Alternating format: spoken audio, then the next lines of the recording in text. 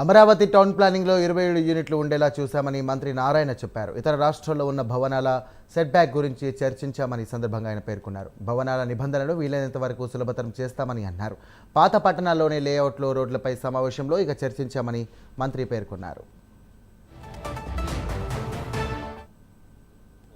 For example Amaravati capital city తీసుకుంటే అందులో 27 units చేసాం.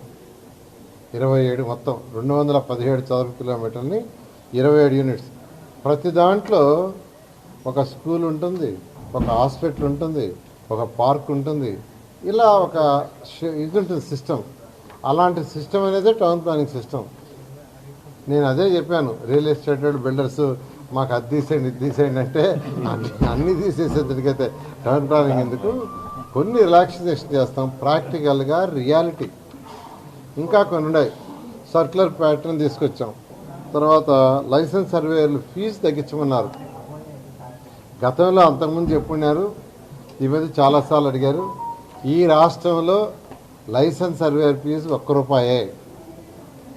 ₹1 కడితే చాలు. గతంలో 2,000, 3,000 రకరకాలుగా ఒక్కొక్క మున్సిపాలిటీలో ఒకటి ఉంది. అలా కాకుండా ఈ అన్ఎంప్లాయీస్ ఎవరైతే ఉండారో గ్రాడ్యుయేట్స్, వాళ్ళందరికీ ఇబ్బంది లేకుండా సివిల్ ఇంజనీర్లు ఉండారు, డిప్లొమా వాళ్ళు ఉండారు, వాళ్ళందరూ ఈ టౌన్ ప్లానింగ్ అప్లై చేసుకోవటానికి అందులో సెల్ఫ్ డిక్లరేషన్ పెట్టాం. సెల్ఫ్ డిక్లరేషన్ పెట్టినప్పుడు ఇంకా ఎక్కువ మంది కావాలా, అన్ఎంప్లాయీస్ వాళ్ళు కూడా చేసుకుంటారు. కొన్ని దగ్గర లైసెన్స్ ఫీజు 10,000 కట్టాల్సి వస్తుంది.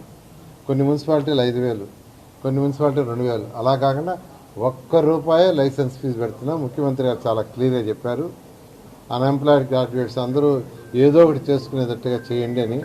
దాని మీద ఈ ₹1 డెసిషన్ తీసుకోవడం జరిగింది.